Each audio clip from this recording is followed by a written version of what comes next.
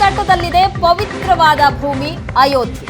Asianet ಸುವರ್ಣ ನ್ಯೂಸ್ನಲ್ಲಿ ಸರಯೂ ನದಿಯ ಬಗ್ಗೆ ಮಾಹಿತಿಯನ್ನ ತಿಳಿಸಿಕೊಡ್ತಾರೆ ಪ್ರಾಜ್ಞರಾದಂತಹ ಶ್ರೀಕಂಠ ಶಾಸ್ತ್ರಿಗಳು.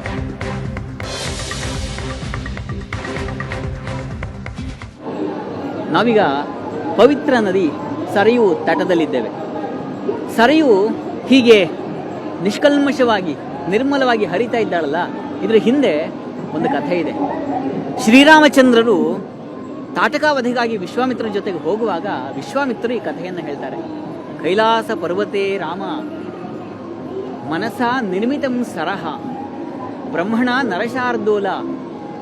ರಾಮಚಂದ್ರನಿಗೆ ವಿಶ್ವಾಮಿತ್ರರು ವಿವರಿಸ್ತಾರೆ, ಕೈಲಾಸ ಪರ್ವತದಲ್ಲಿ ಬ್ರಹ್ಮನ ಮನಸ್ಸಿನಿಂದ ನಿರ್ಮಾಣಗೊಂಡಂತಹ ಒಂದು ನದಿ ಇದೆ, ಅದನ್ನ ಮಾನಸ ಸರೋವರ ಅಂತ ಕರೀತಾರೆ. ಆ ಮಾನಸ ಸರೋವರದ ಒಂದು ತಂತು, ಒಂದು ಎಳೆ ಹರಿದು ಬಂದು ಅಯೋಧ್ಯೆಯನ್ನ ಸುತ್ತಿ ಬಳಸಿ ಹೋಗುತ್ತೆ. ಅದು ಈ ಸರಯೂ ನದಿ. ಸರಯೂ ನದಿ ಅತ್ಯಂತ ಪವಿತ್ರವಾಗಿರ್ತಕ್ಕಂಥದ್ದು, ಬ್ರಹ್ಮ ಸೃಷ್ಟಿಯಾಗಿರ್ತಕ್ಕಂಥದ್ದು. ಹೀಗಾಗಿ ಈ ನದಿ ಅಯೋಧ್ಯ ನಗರವನ್ನು ಅಷ್ಟೇ ಅಲ್ಲ, ಕೋಸಲ ದೇಶ ಅಂತ ಕರೀತಾರೆ, ಕೋಸಲ ಪ್ರಾಂತ್ಯ ಸುತ್ತಮುತ್ತಲಿರ್ತಕ್ಕಂಥ ಅದೆಲ್ಲವನ್ನ ಸಲಹುತ್ತಾ ಇದೆ. ಆ ಎಲ್ಲ ಜನರ ಒಂದು ಅಮೃತ ಸಮವಾದ ನೀರಾಗಿದೆ ಈ ದಿವಸ. ಎಲ್ಲರೂ ಬದುಕ್ತಾ ಇದ್ದಾರೆ ಅಂದರೆ ಈ ನೀರಿನಿಂದ. ಹಾಗಾಗಿ ಇದೊಂದು ಪವಿತ್ರ ನದಿ ಅನ್ನೋದ್ರ ಬಗ್ಗೆ ವಿಶ್ವಾಮಿತ್ರರು ಶ್ರೀರಾಮಚಂದ್ರನಿಗೆ ಒಂದು ದಿವ್ಯವಾದ ರಮಣೀಯವಾದ ಕಥೆಯನ್ನು ಹೇಳ್ತಾರೆ.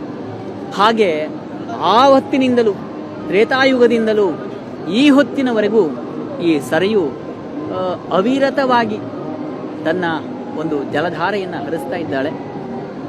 ಈ ಒಂದು ಪವಿತ್ರ ನದಿ ಈ ಒಂದು ಸಂದರ್ಭದಲ್ಲಿ ರಾಮನ ಪಟ್ಟಾಭಿಷೇಕದ ಆ ಸಂದರ್ಭದಲ್ಲಿ ಆ ಶ್ರೀರಾಮಚಂದ್ರ ವಸ್ತುತಃ ಸರಯೂ ನದಿಯಲ್ಲೇ ಆತ ಪ್ರವೇಶವನ್ನು ನಿರ್ಗಮನ ಮಾಡಿದ್ದು ಸರಯೂ ನದಿಯಲ್ಲೇ.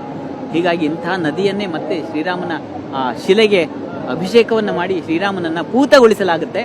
ಅಂಥ ಒಂದು ನದಿ ನೀವು ಕೂಡ ಕಣ್ಮನ ಅದು ನೋಡಿದ್ರೇನೆ ಒಂದು ಪಾವನತೆ ಉಂಟಾಗುತ್ತೆ. ಹೀಗಾಗಿ ತಾವು ಈ ದರ್ಶನ ಮಾಡಿ.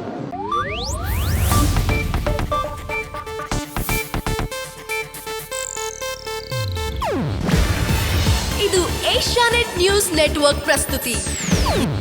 ನೀವು ನೋಡ್ತಿದ್ದೀರಾ ಏಷ್ಯಾನೆಟ್ ಸುವರ್ಣ ನ್ಯೂಸ್.